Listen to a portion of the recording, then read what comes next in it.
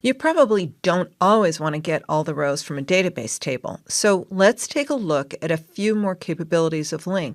Although this certainly won't be exhaustive, and remember there's a querying course that I pointed to earlier. As we look at the very first filter example, I want to be sure that you understand that EF Core will protect you by default from SQL injection attacks. So we'll take a quick look at that, and then we'll look at some more filtering features. Again, I've made another change to the program file. Rather than instantiating the pub context in each of the demo methods, I'm instantiating it when the program class starts up. And this is fine for the purposes of this demo and allows for cleaner methods so you can focus on the primary lessons. And I'm taking advantage of target typed new, so I don't have to repeat the pub context type that I've already specified. Here's a new method called query filters. Instead of just getting all the authors, now I'm filtering on the authors whose first name is Josie. And I'm using the LINQ where method, which takes a lambda expression as its parameter. Notice how IntelliSense is helping me out here when I'm typing the code. This is similar to the lambda expression you saw with include in the last module. It begins with an input parameter. The name of that variable is totally random. The input parameter represents the author type that I'm querying. And after the input parameter is a lambda operator token, which is the arrow composed of an equal sign and a greater than sign, and then the expression that needs to be evaluated using the input parameter. So this lambda expression will look at the first name property of authors and find those where the value is Josie. So that's how I'm expressing the filter, and then I'm executing the query with LINQ to list method that you've seen already. And the resulting list of authors only contains one author, the one that's named Josie. Parameterization is really important for security when sending queries and commands to a database in order to prevent SQL injection attacks. So I want to be sure you understand EF Core's behavior for when it does and when it doesn't create parameterized queries. If you want to learn more about SQL injection attacks, check out Troy Hunt's Ethical Hacking SQL Injection course here on Pluralsight. In my query, I'm hard-coding the search value, Josie, and you can see in the profiler that it's also hard-coded into the SQL that EF Core sent to the database. Because it was hard-coded into the LINQ query, EF Core sees that the value didn't just randomly come from some data entry somewhere, and it's safe. So it just passes along that hard-coded value into the SQL. However, it's very common in your apps to have a variable coming in to specify a filter.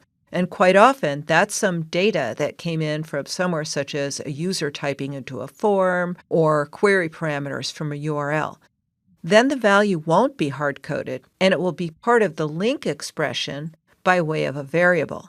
Anytime EF Core sees a variable being used in a LINQ query, it will always build a parameterized query to send to the database, as you can see in this code example.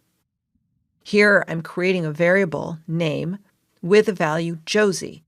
In a real app, that variable might be getting passed into the method. When I use the variable in my where expression, EF Core will parameterize the query. That's the default behavior, so you can be confident that EF Core has your security in mind. Let's see that in action. I've modified the method to add a name variable with the value Josie, and in the where predicate, I've changed that filter on first name, so now it's equal to the name variable. And when I run this again, you can see a very different SQL command was passed to the database, where this first name 0 parameter is defined as an nvarchar 4000, and that's the default for the SQL Server provider when it's dealing with strings. And its value is Josie. Then that parameter is used here in the actual select command. That is certainly comforting. Let's take a look at a few more ways to filter when you're building queries with EF Core. Another way to filter queries in EF Core is to look for partial matches.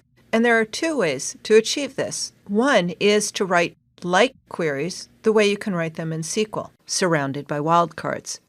You could achieve the same kind of filtering with the LINQ contains method, but using the like method might be more natural for some developers who are used to writing their own T-SQL. And in fact, the contains method translates into a like SQL query anyway. The function's like method takes the property you're searching for as the first parameter, and then the expression that you're searching for as the second. To use the contains method, you append that to the property you want to search on, and then passing into the contains method the string you want to search for. Here's an example where I'm using the like method to query for authors whose last name starts with a capital L. And this feature is possible thanks to the EF functions, which are built right into EF Core. So in this case, for that second parameter, I'm using the T-SQL syntax, capital L, followed by the %symbol wildcard for anything that comes after L. When I run the method and look at the SQL in the log, there's the like operator using the T-SQL syntax.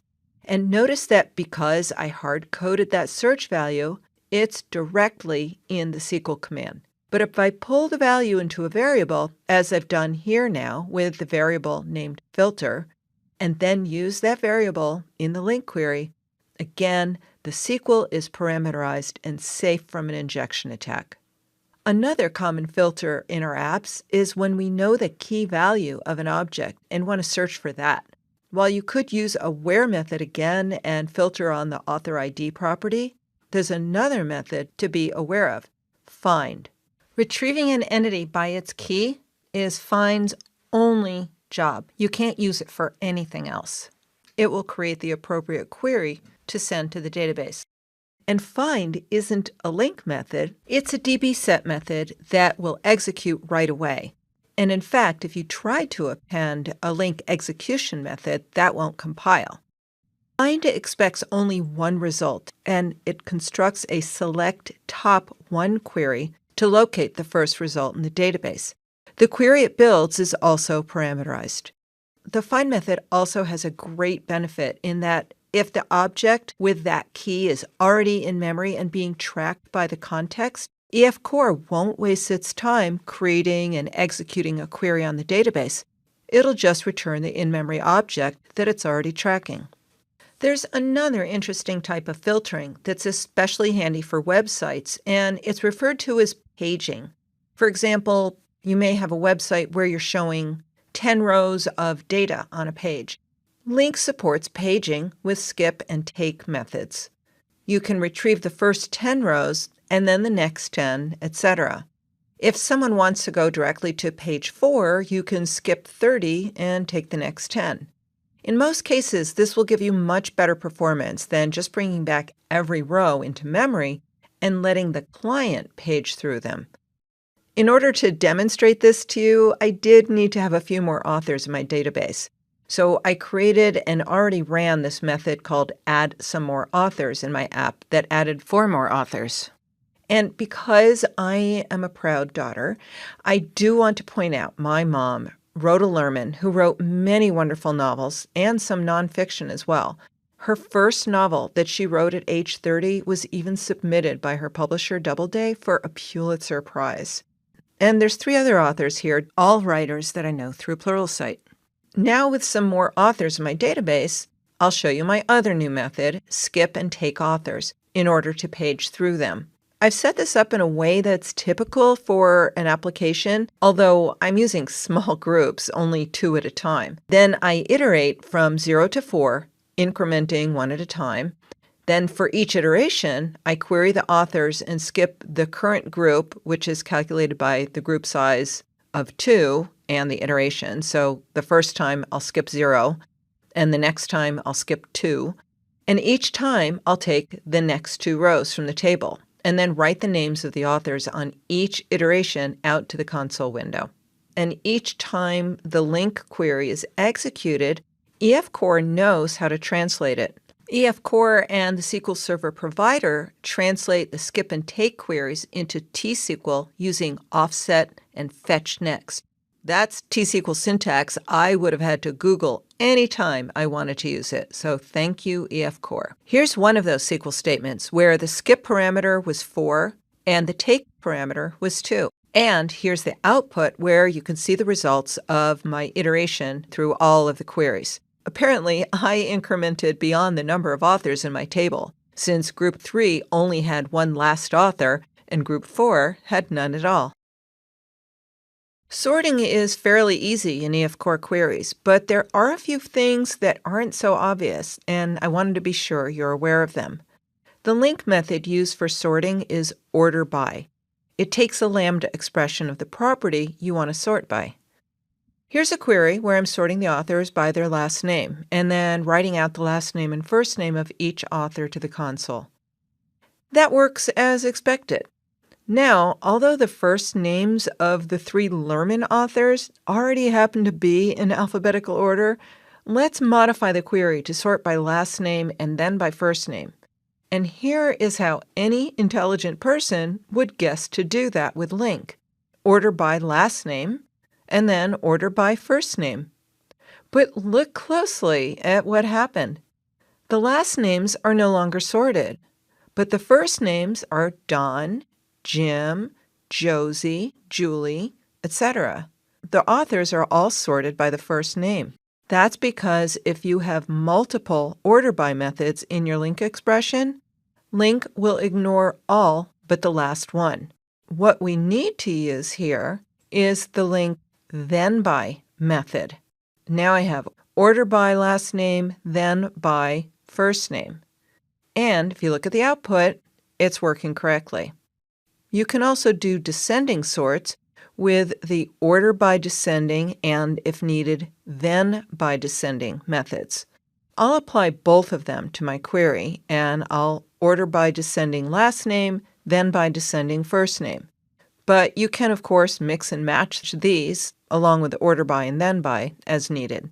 And here in the results, you can see the last names are in reverse order, and the 3 Lermans also have their first names in descending order. Keep in mind that you can combine LINQ methods as well. Here's an example where I'm using where to do a filter and order by descending to do some sorting on the same query.